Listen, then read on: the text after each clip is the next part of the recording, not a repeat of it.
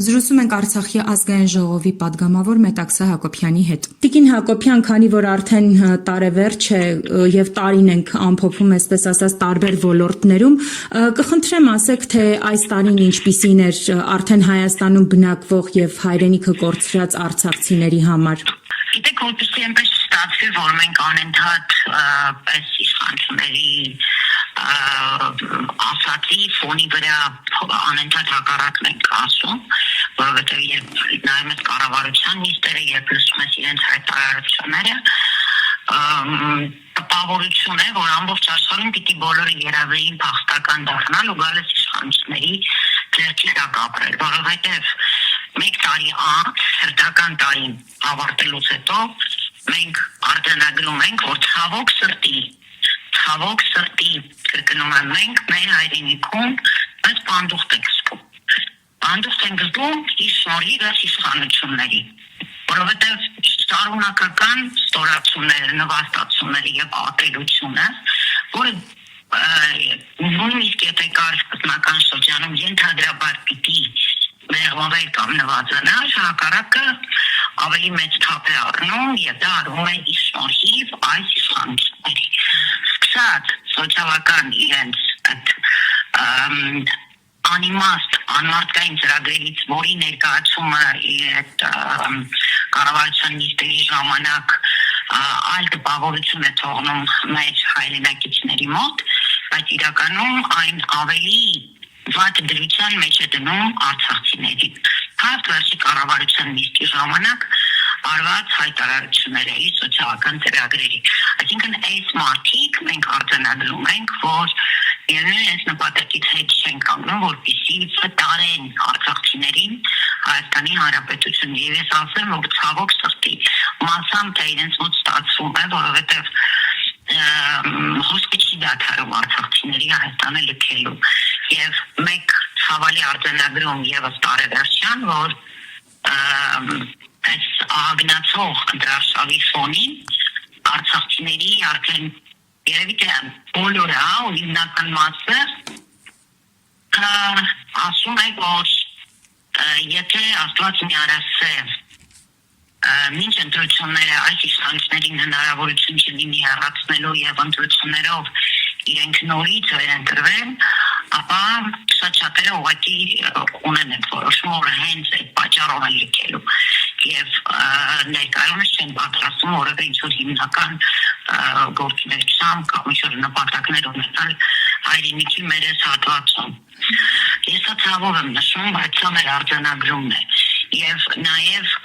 այն վտանգները, որ այսօր կան Հայաստանի Հանրապետության գլխին կախված,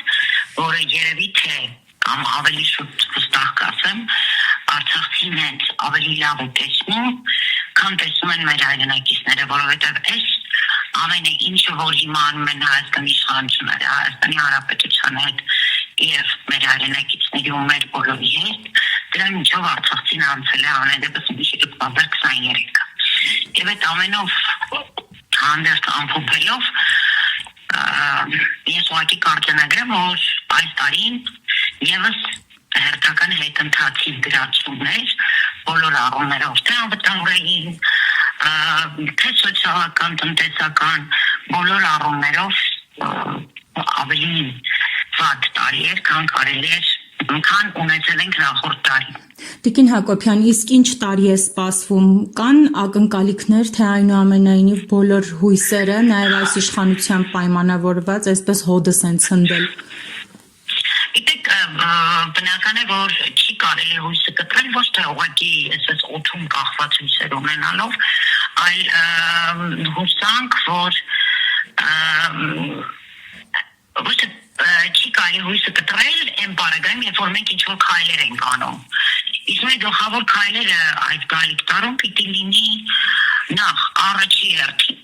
գիտակցել, որ այս իշխանությունները գլխավոր եւ միակ հիմնական չարիքն են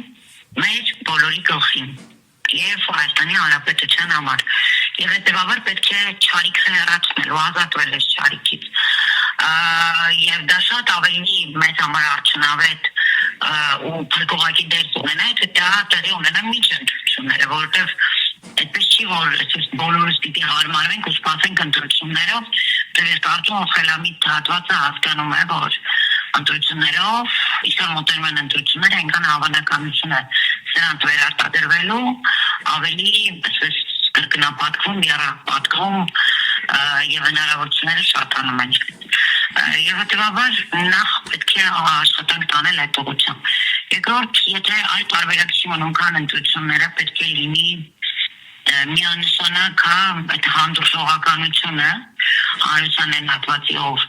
դեմ է իշխանություններին, բայց իրար մեջ անհաշտ են եւ գիտակցի, որ իր առջեւ մեկ չարիք կա եւ այդ մեկ չարիքին հեռացնելու համար պետք է գալ ներքին համաձայնության միանշանակ։ Այս պարագայում ես վստահեցնում եմ, որ ոչ թե մենք շանս ունենք, այլ շանսերը բավականին մեծ են եւ Հայաստանի փրկության միանշանակ են աղետներից, որը սպասվում են Հայաստանի Հանրապետության այս ընտրվելու դեպքում եւ բնականաբար հետագայում ավելի վստահ ու գործնական քայլեր անելու արցախցիների վերադարձի իրավունքի մասով։ Շնորհակալ եմ զրույցի համար։